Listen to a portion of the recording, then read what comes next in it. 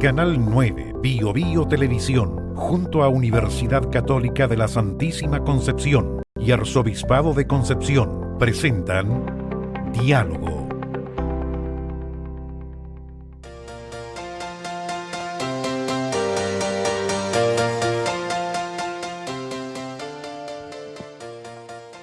Aquí estamos nuevamente en diálogo con los profesores de Audiovisual y Multimedia de la Universidad Católica de la Santísima Concepción, el Arzobispado de Concepción y Canal 9 Bio Televisión, conversando de temas de interés. Esta vez vamos a hablar de un tema dramático, pero que tenemos que abordarlo con mucha seriedad. Se trata del consumo de alcohol y drogas en niños y adolescentes, y para ello tenemos invitados altamente capacitados. En primer lugar, quisiera presentar a Jorge Bastías, director del Servicio Nacional para la Prevención y Prevención, Consumo de Droga y Alcohol, SENDA, de la región del Biobío. Tenemos a Ana Luisa Joan, cofundadora de Corporación La Esperanza, una institución de larga trayectoria en esta materia, y a la profesora Sona Stevens, asistente social y académica de la Facultad de Comunicación, Historia y Ciencias Sociales de la Universidad Católica de la Santísima Concepción. Podemos empezar por Ana Luisa, ¿les parece?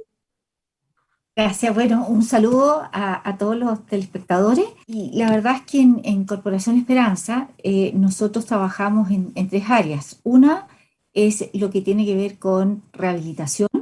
Si bien en este momento nosotros tenemos centros de rehabilitación de adultos, hombres y mujeres, y de recién nacidos, que es un foco nuevo que estamos abordando, que no está visible en Chile. Y hace 4 años tenemos un programa precioso que se llama Naciste Tú, en que rehabilitamos a la guagua y a su mamá, pero a la guagua con especial énfasis. Y también trabajamos en prevención a través de Esperanza Previene, que es una fundación anexa. Ahí se trabaja en colegios, en este momento bastante online, y a través de otra institución nuestra que es Centro Oriente se está trabajando presencialmente. Y mi trabajo también incluye todo lo que es políticas públicas para poder estimular, entre otras cosas, la prevención en todos los colegios de Chile, de Arica a Punta Arenas, de primero o prekinder a cuarto medio, y el que se instale el problema de la droga como problema de Estado en Chile. Y eso es tal vez a lo que le he dedicado más tiempo, porque cuando nosotros partimos hace 26 años, tal vez si nos hubieran escuchado las cosas serían de otra manera. Jorge. Señor, ¿cómo está? Bien. ¿En qué andas? Muchas cosas. Como servicio, como Senda, estamos en varias cosas paralelas al mismo tiempo. Recién acabo de terminar una videoconferencia con la comuna de Santa Bárbara, donde estábamos contándole sobre la modificación a la ley de alcoholes a la municipalidad, y cuál es el espíritu, ¿cierto?, de esa modificación que apunta a generar mayor protección y a alejar un poquito la posibilidad de que accedan al alcohol los menores de edad. Claramente con eso necesitamos un compromiso de la sociedad en general, no solamente a través de una ley, pero sí ya es un avance que estuvo más de 14 años en el Congreso. El 6 de agosto recién se publicó en el Diario Oficial, por lo tanto ya estamos trabajando con toda la región para ver de qué forma podemos socializar este tema. Y también levantando información, como siempre, ya lo habíamos en un programa que estuvimos hace mucho tiempo ahí también con usted, monseñor, en levantar información respecto al consumo de droga y alcohol en estudiantes de educación superior. Tenemos el Plan Nacional Elegir Sin Droga, que también terminó recién el levantamiento de información en varias comunas acá en la región, en 5 comunas, en 8 en realidad, de la región del Biobío, más 15 que participaron el año pasado. Así que estamos generando información, estadísticas, para poder tomar decisiones después en políticas públicas. Es muy importante que más adelante tanto Ana Luisa como Jorge nos dé algunos datos de lo que está pasando en Chile y en la región. Profesora Stevens, ¿y usted en qué anda? Buenas tardes, gracias por la invitación, monseñor.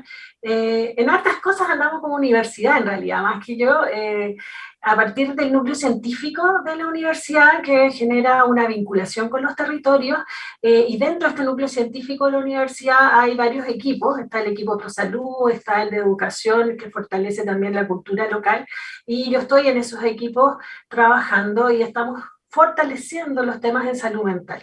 Lo que uno ve en los territorios costeros, nosotros estamos interviniendo, ¿verdad?, en las caletas de Lenga, Chome, estamos en Caleta Los Rojas y también estamos en Cañete hoy día, ¿ya? Y lo que hemos ido trabajando es fortalecer justamente estas temáticas que tienen que ver con la salud mental, que tienen que ver con cómo se van identificando las capacidades y habilidades también de los profesionales que trabajan en estas áreas, generar las redes necesarias para la atención integral.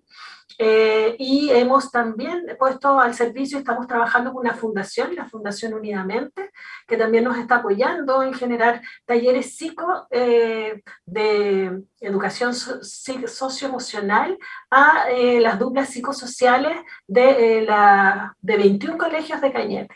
¿Ya? Porque la idea también es ir empoderando a aquellos que trabajan con los jóvenes, niños y niñas, que además son más vulnerables en nuestras comunidades. Una pregunta, porque veo que los tres trabajan en sectores distintos, pero respecto de la misma realidad. ¿Cuál ha sido su experiencia con con este tsunami que nos llegó, que fue la pandemia, con el tema de alcohol y drogas? ¿Por qué no nos cuentan un poco cuál ha sido su experiencia desde su ámbito de servicio? Y iba a decir trabajo, pero creo que además del trabajo, un servicio. Yo prefiero llamarlo un servicio público para el bien social. ¿Por qué no nos cuenta un poco qué ha pasado en este tiempo tan especial que hemos vivido y doloroso? Bueno, yo podría decir que lo que nosotros hemos percibido es algo evidente en primer lugar, que es el deterioro de la salud mental. Y ese deterioro de la salud mental en el caso de los jóvenes y en relación al consumo, que es lo que nosotros nos convoca aquí, si bien en algunas cosas ha disminuido, especialmente en alcohol, que es una sustancia que en general se consume en un contexto social, eh, sí, en ese caso hay que hacer una pequeña, digamos, nota en que si bien es social, en estos contextos de online, Zoom, etcétera, ya los chiquillos empezaron a consumir solos en sus casas, conectándose con el resto. Y eso es un tema que hay que tomar en cuenta, porque esa era una barrera de entrada. O sea, era muy poco común que los chiquillos consumieran solos en sus casas. Entonces, una de las cosas que uno tiene que ver es que si pasado la pandemia, sigue existiendo esta nueva práctica del consumo en la casa, ¿ya? Solo conectado o sin conectar. Y ahora, lo que sí a mí me preocupa es que aumentaron otras drogas de manera más importante que el alcohol. Y en ese sentido, drogas químicas, etcétera, y evidentemente medicamentos sin receta médica. Esos son importantes y justamente Senda hizo un estudio que seguramente Jorge lo va a citar, pero de ese estudio a mí lo que me importa sobre todo es que en este contexto de salud mental, si bien el alcohol baja, el aumento de otras drogas versus cuántas personas lo dejaron, no es, me parece importante destacar la cantidad de personas que lo aumentaron. Pero sin duda el tema de la salud mental es el gran problema que sale de esta epidemia, no solo en los adultos, sino que es muy importante en la gente joven. Sí, Jorge. bueno, sí, respecto a lo que dice Ana Luisa, primero saludarte, Ana Luisa. Hola, Jorge. Le tengo un saludo primero, si me permite, monseñor, don Claudio Jiménez, director de Senda. Me conté que íbamos a estar en este programa, así que le manda muchos saludos. Bueno, primero respecto al tema de la pandemia, claramente el tema de la salud mental se ha afectado y producto de eso, lo mencionaba recién Ana Luisa, en el sentido de que si bien hay una disminución por la dificultad que existe hoy día para poder consumir, ¿cierto? Porque el consumo generalmente es un consumo social, donde nos juntamos, vamos a una discoteca, o nos juntamos a un asado con los amigos, consumimos alcohol, o consumen otro tipo de sustancias, se genera una disminución, pero cuando aumenta, la justificación para aumentarlo es la ansiedad, estrés o depresión, o sea, derechamente salud mental. Y con eso también viene un aumento significativo en el consumo de medicamentos sin receta médica, que ya habíamos observado en el estudio que se hizo el año 2019 en población escolar. Ya había generado un aumento, y sin pandemia, sin estallido social todavía, y ya teníamos un aumento de consumo de medicamentos sin receta médica en población escolar. Y cuando evaluamos lo que había pasado, lo que estaba pasando en la pandemia, con dos estudios, el primero a 3 meses de inicio de la pandemia, con 34.000 personas participando, y el segundo ya después de un año, con 38.000 personas participando de manera voluntaria en este estudio, nos dimos cuenta que el explosivo aumento de medicamentos sin receta médica, de consumo de medicamentos sin receta médica, es el que está afectando hoy día. Y fíjese que el último dato que tenemos hoy día, que fue un estudio que se hizo para adultos mayores, para personas sobre 60 años, indican que en el tema de medicamentos sin receta médica también hay un aumento, pero también hay algo muy significativo, que es que más del 40% de los adultos mayores hoy día se sienten solos y abandonados, y están tristes. Y eso también es un tema de salud mental. Por lo tanto, todo esto está asociado directamente al tema de salud mental, tal como lo señala Ana Luisa. Jorge, yo conozco bastante cerca esa problemática por los hogares que tenemos de ancianos, y te faltó algo. Tristes, solos, abandonados y pobres. Una variable no menor. Sonia. Sí, en realidad, sumándome a lo que dice Ana Luisa y Jorge, la verdad que el tema del consumo abusivo de alcohol, drogas o cualquier tipo de medicamentos o sustancias venía aumentado desde antes de la pandemia, ¿verdad? Nosotros traemos en Chile cifras bastante tristes en temas de salud mental, poca atención integral, poca llegada de la red, ¿verdad? Poca posibilidad, porque en el fondo la salud mental no es otra cosa que también el bienestar de las personas, pero la capacidad que tengan de reconocerse a sí mismas con habilidades, con capacidades, ¿verdad? Y también necesitamos para aquello, para reconocernos con capacidades y habilidades, necesitamos tener esa capacidad cognitiva de hacerlo. Y en Chile hace tiempo ya que hemos disminuido la posibilidad de que la emocionalidad, que es lo que se ve dañado, y por eso nos motivamos a buscar alguna salida, no tenemos cabida, no hay espacios donde la socioemocionalidad, la expresión emocional sea parte de, ¿verdad? No hay educación socioemocional, y tenemos a la base lo que dice Jorge, lo que dice Ana Luisa, tenemos estrés, hay ansiedad, es eso lo que va generando muchas veces este consumo. Y lo que pasó en pandemia es que la incertidumbre generó más estrés, más ansiedad, y entonces se genera mayor consumo.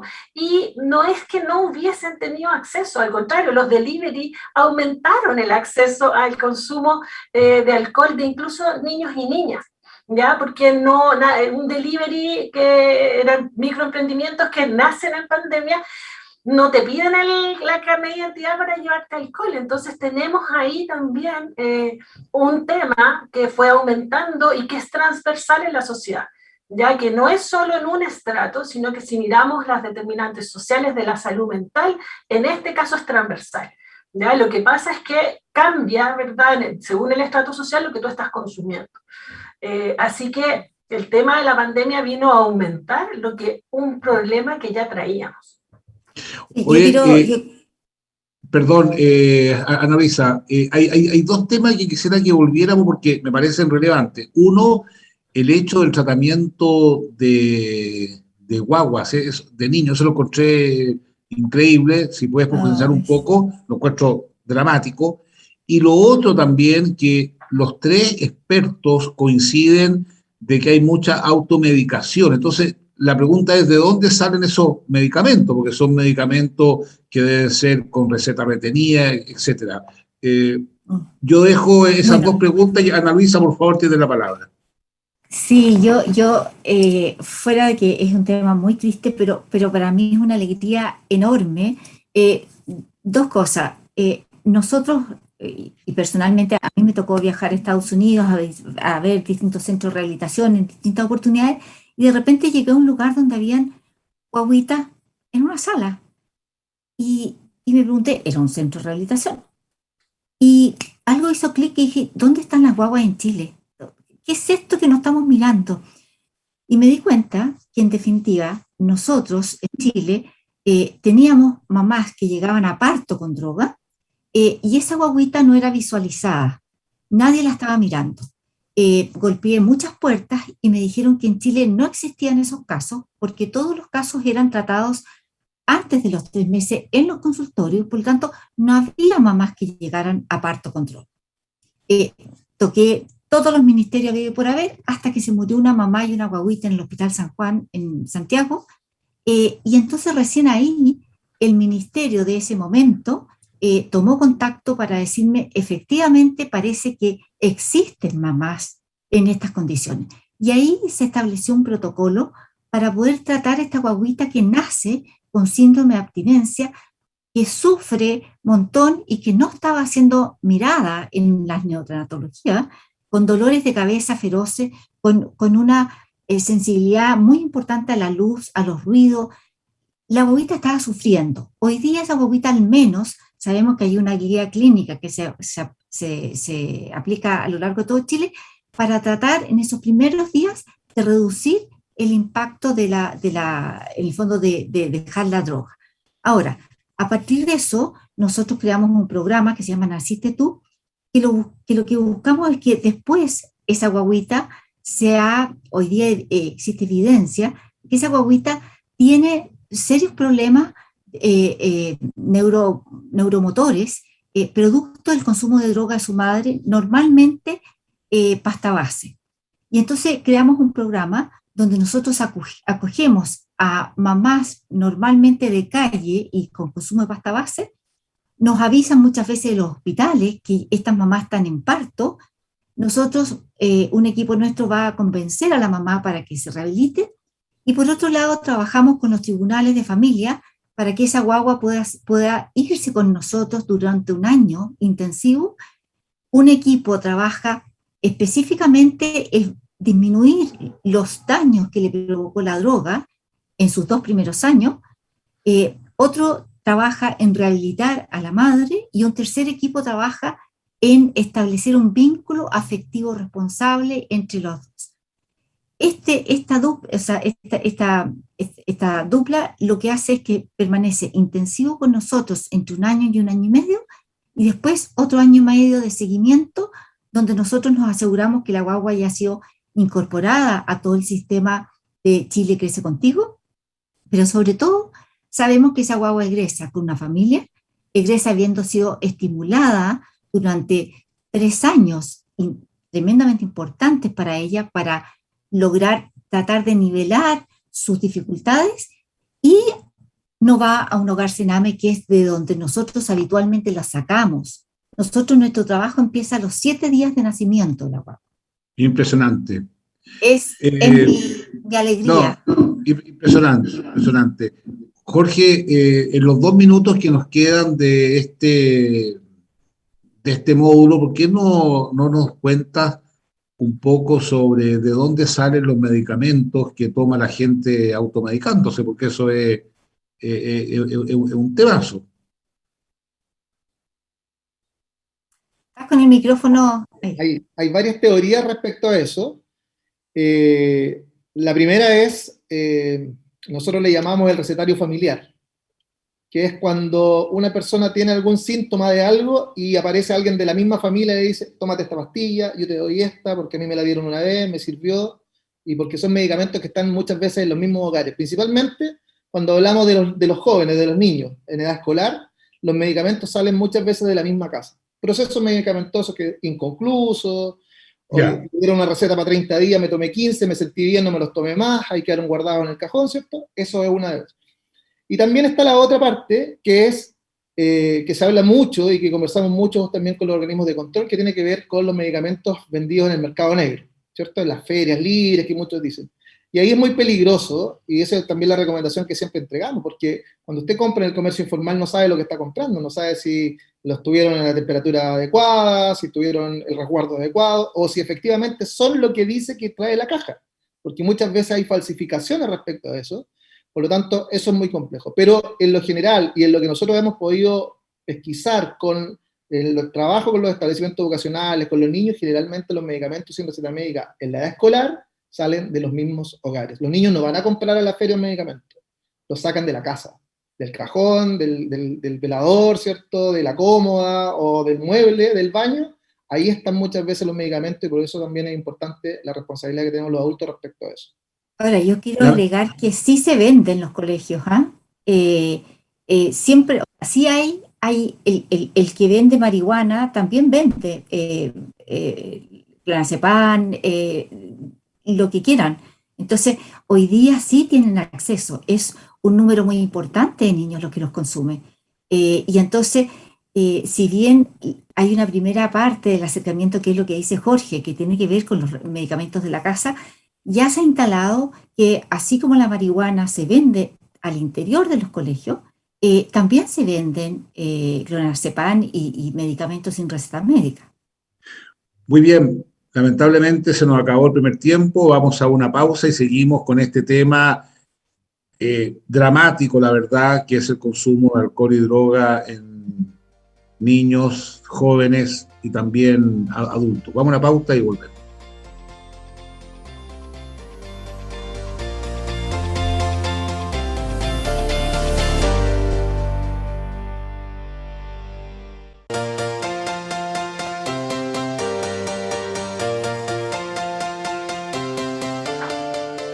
Aquí estamos en la segunda parte de nuestro programa Diálogo con Annalisa Joan, Sonia Stevens y Jorge Bastías, conversando sobre alcoholismo, drogadicción en jóvenes y adultos y niños. Yo quisiera hacerle una pregunta de índole filosófica.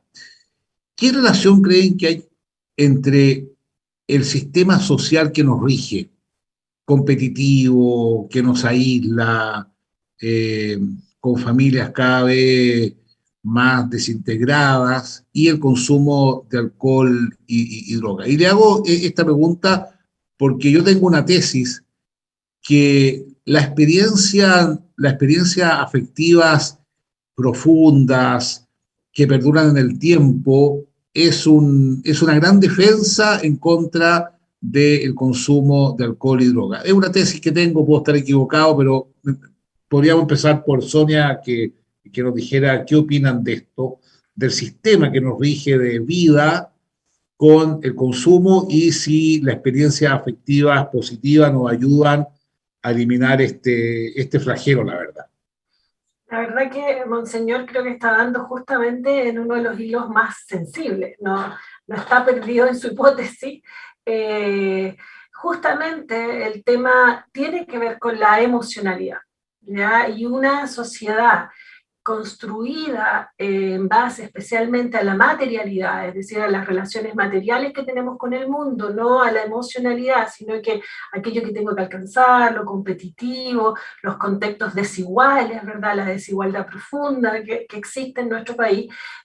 Entonces eso sí o sí va generando este sinsentido, ¿sí? Es como no tener motivo de vida, ¿ya? Uno, en el fondo, cuando te genera, cuando tus padres han podido acompañarte, sea tus padres, tus tutores que te hayan acompañado, tus abuelos que te hayan formado, pero uno tiene los tiempos, cuando tienes la posibilidad de desarrollar esas capacidades y habilidades emocionales, de expresarte, de sentirte querido, de sentirte, en el fondo, si tengo un momento de ansiedad, un momento, si lo puedo expresar, si soy capaz de, lo más probable que con estas redes de apoyo, además que son tan necesarias, pueda uno tener una mejor calidad de vida, un mejor bienestar. El tema acá es justamente que nuestro sistema, nuestro contexto socioeconómico, el modelo económico, ¿verdad?, en el cual nosotros estamos, que en el fondo favorece mucho más la competencia desde lo económico y la acumulación económica versus el ser humano. ¿ya? No estamos mirando al ser humano en lo esencial, sino que estamos viendo otro tipo de cosas que son más relevantes, la productividad, el si vas a trabajar, el cuántas horas trabajas, cuánto te ingresa, cuánto puedes pagar. Entonces todo eso va generando un sinsentido en términos también emocionales y valóricos, que son difíciles, ¿verdad? Que te generan todo, o sea, esto es súper amplio de conversar, sí, claro, porque son muchas aristas, pero va por ese lado, o sea, totalmente. Por eso se habla en salud de las determinantes sociales, tanto en la salud como en la salud mental. Cómo en el fondo afecta el contexto social, la gradiente social, a toda la salud que nosotros podemos tener, ¿verdad? A nuestra salud integral. ¿Cómo lo ve, Ana Luisa? Padre, mire, yo primero quiero dar un contexto de cifra. Nuestros niños entre octavo y cuarto medio ocupan el primer lugar en toda América de consumo de marihuana, cocaína, pasta base marihuana, cocaína, pasta base y segundo lugar en éxtasis, y en medicamento. O sea, primero entendamos que estamos consumiendo más que Estados Unidos, más que Canadá, más que México. Entonces, lo primero que esta cifra se sabe poco es decir, ¿qué les pasa a nuestros niños que tenemos este nivel de consumo, incluso mucho más que nuestros pares de inmediatamente cercanos, de nuestros pares de Sudamérica, de nuestros pares? Y yo se lo he preguntado mucho a expertos europeos, etcétera, y algunos me dicen, mira, esto tiene que ver con la capacidad económica, la mayor capacidad económica que tienen los niños chilenos. Pero entonces uno entendería por qué consumen más todavía que Estados Unidos y que Canadá. Por ejemplo, los que consumen todos los meses marihuana, en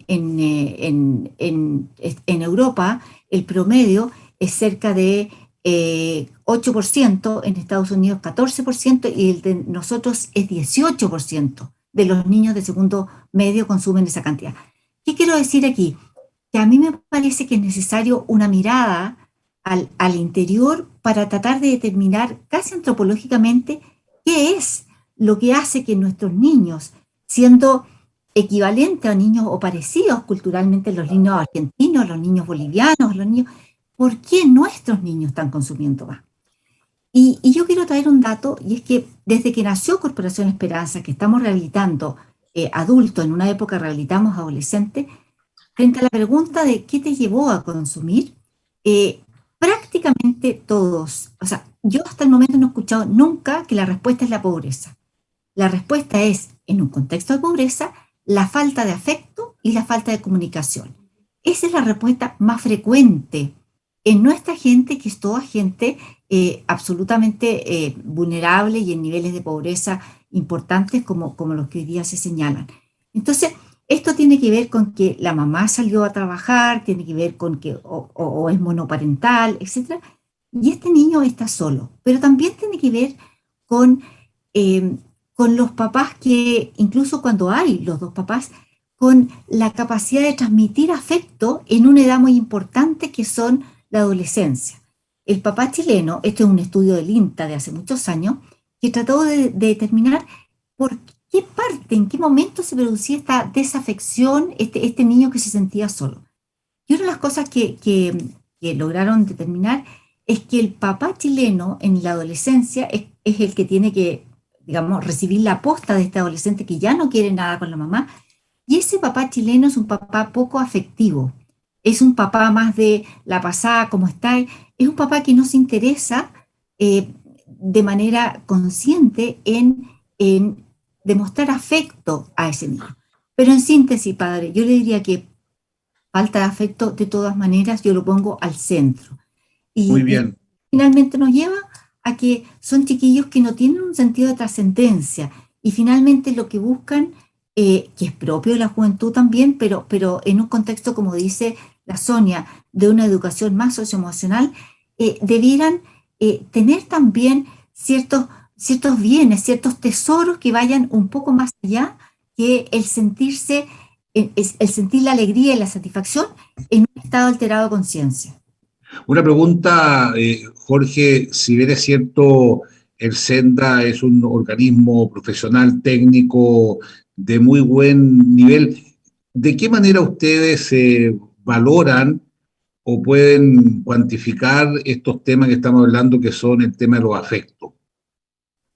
A ver, el tema, yo coincido plenamente con lo que dicen Ana Luisa y Sonia. La familia para mí es fundamental en temas preventivos principalmente, y que esto, si no hay una base desde la familia, y es lo que escuchamos siempre cuando trabajamos con los profesores, los papás creen que nosotros tenemos que hacer la pega completa y la base no viene desde la familia.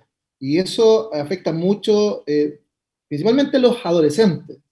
Y además la falta de oportunidades en el sentido de poder hacer, o poder tener oportunidades de poder generar acciones que a ellos les generen factores preventivos, como el deporte, la cultura. Hoy día eso afecta aún más la falencia que traen desde la formación. ¿Por qué? Porque cuando nos encontramos con un papá desafectado por su hijo, que no lo pesca, que el fin de semana el hijo le dice, papá, tengo un partido de fútbol, ¿me puedes llevar? Y él le dice que no, porque prefiere ver el partido de Alexis Sánchez, y que ándate solo mejor. Bueno, después no nos quejemos entonces, porque ahí es donde nuestros hijos, primero, no encuentran el afecto, ¿cierto?, en sus padres. Segundo, existe la alternativa de que alguien los pueda llevar y tú no sabes primero con quién, cuáles son las intenciones, cuál es lo que se puede encontrar tu hijo hoy día adolescente. Y además, la responsabilidad que tiene la sociedad en general de tener las alternativas para que esos jóvenes puedan tener oportunidades, no solamente en materias académicas, de buenos colegios, ¿no?, sino que también las oportunidades de poder salir adelante. El otro día conversaba con un equipo de Curanilahue y nos decían, oye, tenemos 2 campeones de bicicleta que vienen llegando con medallas. Bueno, entonces tomémoslo y hagámosle que conversen con el resto de los chicos, para que les cuenten qué es lo que viven ellos cuando ganan una medalla, cuando representan a su comuna, pero a la vez también que muestren cuál es el sacrificio que ellos hacen haciendo deporte, entrenando para poder ser los mejores. Pero con un objetivo de verse en el espejo con un líder positivo y no ver al más bacán, ¿cierto?, que el que fuma marihuana o que el que usa el mejor pantalón o la mejor zapatilla, que es hoy día lo que ven hoy día los jóvenes, ¿cierto? Entonces tenemos que mejorar eso, y es un complemento. El tema de la familia, el tema de los afectos, claramente se complementan con las oportunidades que puedan tener hoy día los jóvenes, y que eso genera un factor protector impresionante versus la iniciación del consumo de alcohol. Somos los número uno, pero también, monseñor, hay que tener ojo porque nuestros niños están iniciando su consumo entre los 12 y los 13 años, un poco menos algunos, y es muy preocupante para los que trabajamos en esto. Nosotros hicimos un estudio hace años atrás que se llama ¿En qué están los jóvenes y por qué? Y lo presentamos ampliamente a las autoridades.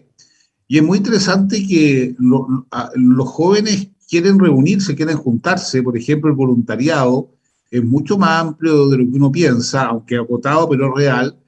El interés por el deporte también es bastante amplio. Y lo otro que yo lo encontré muy positivo es que los jóvenes valoran mucho su familia y les duele mucho cuando la familia está desintegrada. Entonces, yo no sé, les pregunto a ustedes que son expertos, ¿ustedes piensan que las políticas públicas en materia laboral, etcétera, ayudan a que las familias puedan juntarse, congregarse, etcétera? Por ejemplo, no sé, el sentido común me dice que si hay un mall que está abierto un domingo donde trabajan miles de hombres y mujeres, evidentemente que uno deduce que los niños están solos en su casa.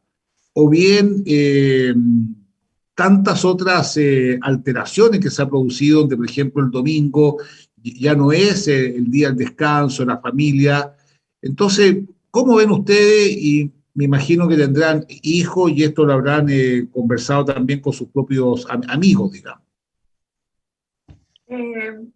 Bueno, en realidad me parece buenísimo toda la conversación, que además son elementos que son tan propios de esta realidad. Tomando lo que decía Ana Luisa, cómo estamos comparados con la región nosotros, ¿verdad? Un país que tiene muy buenos ingresos económicos, pero sin embargo tenemos estos niveles del consumo en temprana edad, y si miramos alrededor, Argentina, Uruguay y otros países, ¿cuál es la gran diferencia que tienen esos países? La educación pública. La educación pública que tiene la educación cultural, que tiene la música, que tiene la educación física, que los padres están involucrados, que es una educación pública que se ha estado tratando de sostener, porque igual en esos países el modelo económico neoliberal también ha tratado, ¿verdad?, de generar que la educación sea un bien de consumo y no un derecho, ¿verdad?, y que sea bueno, de calidad. Si nosotros acá vemos que cada vez en las escuelas lo que tenemos es en las escuelas públicas, ¿verdad?, de donde viene la mayor parte de los estudiantes de nuestra universidad, el 90% de los estudiantes de nuestra universidad vienen de esas escuelas públicas, y uno ve ahí, ve que ¿dónde estaba la educación física? No estaba la filosofía, no estaba las ciencias sociales, ya no está la historia prácticamente, que nos permiten generar otro tipo de relaciones y formas de verme a mí mismo. ¿Ya? Entonces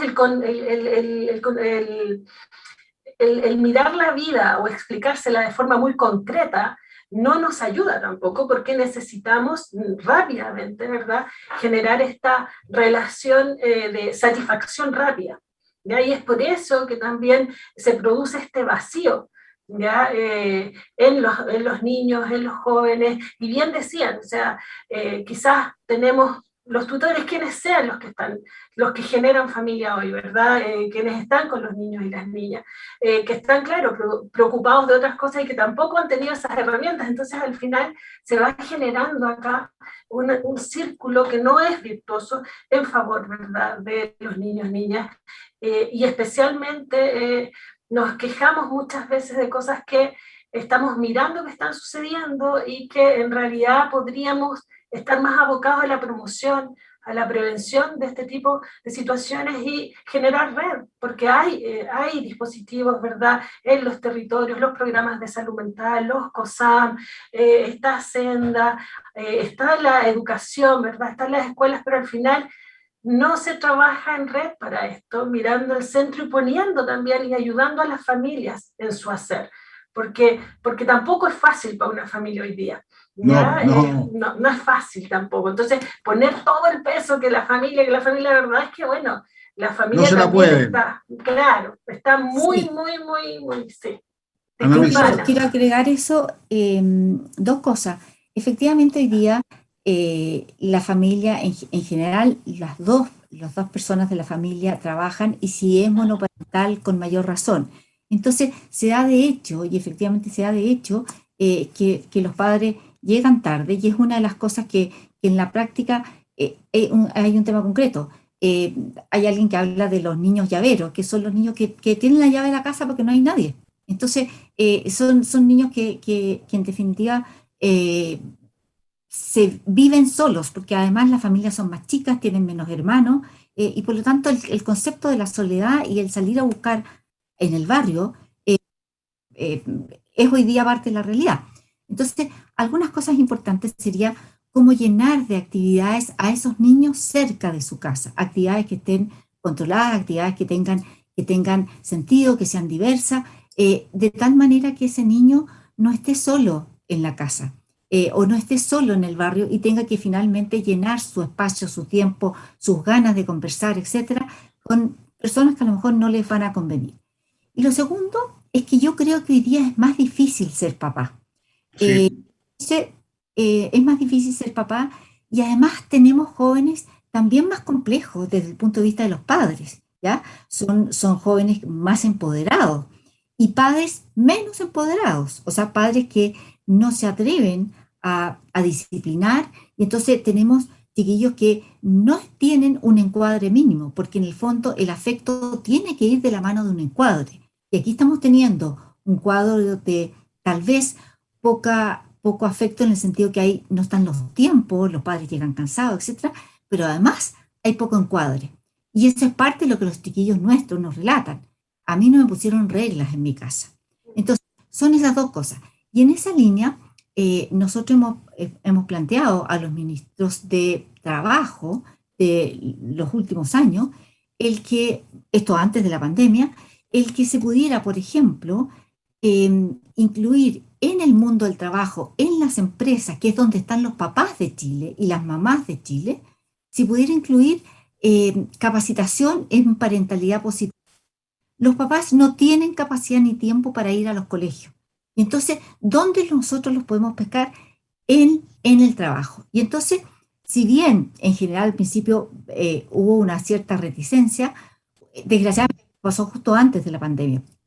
Lo que yo les planteé es que vía Sense nosotros sí pudiéramos financiar la capacitación a los papás y a las mamás en lo que es la prevención del consumo y la parentalidad positiva, y en cómo poder conversar con sus hijos estos temas, porque no lo saben, no saben cosas porque además es difícil hoy día a chiquillos, sobre todo cuando uno ha estado todo el día afuera, la respuesta es: mamá, ¿qué venís tú ahora a decirme eso?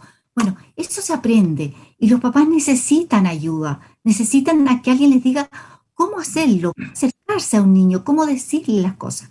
Y a mí me parece que esto podría ser una buena idea, y yo estoy segura que pasada la pandemia podríamos contar con la colaboración del Estado y de las empresas para tener espacios donde los padres puedan aprender un poco a cómo resolver esto que se está viviendo en todas las casas de Chile. Una de las cosas interesantes es que nosotros le preguntamos a los papás por qué eligen colegios católicos, y la gran mayoría no son católicos, muchos. Y dicen porque quieren un apoyo real respecto de una situación que les resulta muy compleja a ellos, que es educar a sus hijos por todo lo que se ha ido conversando.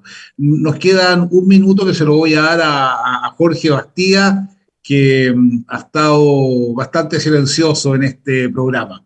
¿Por qué no nos das tu visión en este minuto que nos queda? Ha sido un programa extraordinario y lamentablemente se nos acabó el tiempo, pero así es la vida. La verdad es que escuchar a Ana Luisa y a Sonia me da... es genial, porque siempre uno... Es un caballero, Jorge Bastía. La experiencia y la nobleza obliga, así es que... Pero en general yo coincido mucho con lo que plantean, y solamente para terminar, monseñor, una experiencia. Nosotros tenemos un programa que se llama Trabajar con Calidad de Vida, y recuerdo cuando asumí esta segunda vez acá en Sonda, la región del Biobío. Yo fui director antes ya de Sonda, región del Biobío, en 2010, y me tocó ir a un cierre de un programa en una empresa que queda camino a Coronel, en una de las industrias, donde ellos habían participado en este programa, y los trabajadores me contaban el cambio en 2 años de trabajo con ellos que había sufrido tanto la empresa como los trabajadores. Primero, que había muchas más preocupaciones hacia los trabajadores, y los trabajadores estaban más contentos, por lo tanto llegaban contentos a la casa, y si llegaba el trabajador contento a la casa, todos estaban contentos, podían participar, conversar con los hijos, hacer las tareas en conjunto, porque cuando llegaban cansados y enojados, no pescaban a nadie en la casa y querían ducharse y acostarse.